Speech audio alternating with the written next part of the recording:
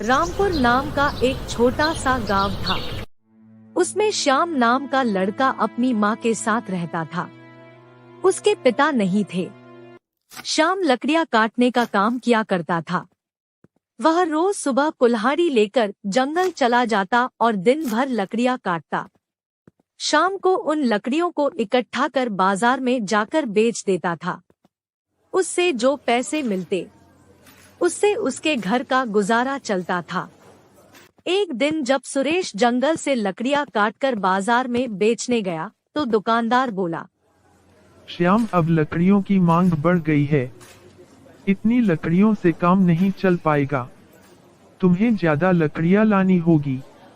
सेठ जी, कल से मैं ज्यादा मेहनत करूंगा और ज्यादा लकड़ियाँ काट कर लाऊंगा। अगली सुबह सुरेश जल्दी उठा और कुल्हाड़ी लेकर जंगल चला गया। जंगल के बाहर के कई पेड़ों की लकड़ियाँ वह पहले ही काट चुका था। अब तो यहाँ बहुत कम लकड़ी बची है। जंगल के अंदर जाकर देखता हूँ, शायद वहाँ और लकड़ी मिल जाए। श्याम ने जंगल के अंदर जाकर लकड़ियाँ काटने का निश्चय किया। जंगल के अंदर जाने पर उसे बरगद का एक पेड़ दिखाई पड़ा, जिसमें एक बड़ा सा दरवाजा बना हुआ था। ऐसा विचित्र बरगद का पेड़ देख सुरेश अचरज में पड़ गया। वह पेड़ के पास गया और दरवाजे को धक्का दे दिया। देखते ही देखते दरवाजा खुल गया। सुरेश ने अंदर झांका तो उसे घुप्पा अंधेरा नजर आया, लेकिन फिर भी सुरेश दरवाजे के अंदर चला गया। अंदर कुछ दूर अंधेरे में चलने के बाद उसे रोशनी दिखाई देने लगी। वह रोशनी की ओर बढ़ा तो पाया कि पेड़ के इस पार एक गांव बसा हुआ है। वह गांव में घूमने लगा। घूमते घूमते अचानक उसे किसी के चिल्लाने की आवाज सुनाई पड़ी। वह आवाज की ओर बढ़ा तो देखा कि वो आवाज एक गड्ढे से आ रही है। उसने गड्ढे में झांका तो वहाँ एक आदमी गिरा हुआ था और सहायता के लिए पुकार रहा था। मेरी सहायता करो, मुझे बाहर निकालो, मैं यहाँ फंसा हुआ हूँ। मैं रस्सी फेंक रहा हूँ, आप उसे पकड़कर बाहर आ जाइए। फिर उसने गड्ढे में रस्सी फेंकी, जिसे पकड़कर वह आदमी गड्ढे से बाहर आ गया। तुम्हारा बहुत बहुत धन्यवाद, तुमने आज मेरी जान बचा ली। इसमें धन्यवाद की कोई बात नहीं है। हम सबको एक दूसरे की मदद करनी चाहिए। तुम कौन हो और यहाँ कैसे आ गए? मैं तो जंगल में लकड़ी काटने आया था। फिर मुझे ये बरगद का पेड़ दिखा और मैं दरवाजे से अंदर आ गया। वो एक जादुई दरवाजा है जो केवल 10 दिनों के लिए खुलता है। तुम्हें शाम होने के पहले वापस जाना होगा, क्योंकि अगर दरवाजा बंद हो गया तो तुम 10 दिन अपने घर नहीं जा पाओगे।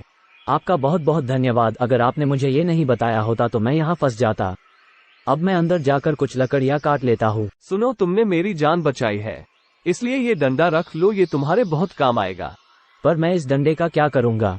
मेरे पास तो मेरी कुल्हाड़ी है जिससे मैं लकड़ियाँ काटूंगा। ये एक जादुई डंडा है, इससे तुम जितनी लकड़ियाँ मांगोगे ये तुम्हें देगा। फिर तुम्हें लकड़ियाँ काटने की जरूरत नहीं पड़ेगी। सुरेश ने जादुई डंडा ले लिया और उस आदमी का धन्यवाद देकर आगे बढ़ गया। कुछ दूर जाने पर उसे एक बूढ़ा आदमी दिखाई पड़ा जो कुछ परेशान सा था।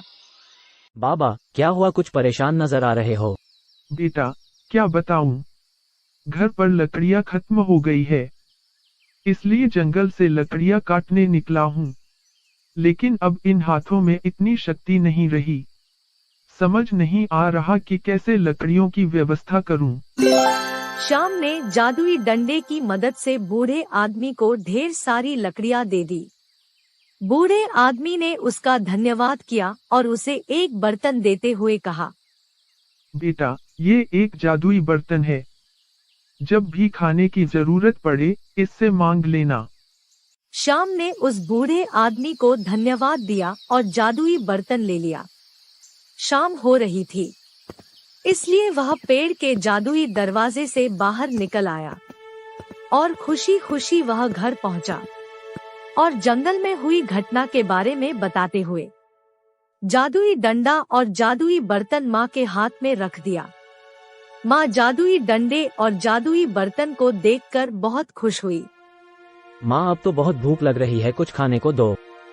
श्याम की माँ ने जादुई बर्तन से खाना मांगा। तो ढेर सारे पकवान उनके सामने थाली में सज गए। माँ बेटे ने उस रात पेट भरकर खाना खाया।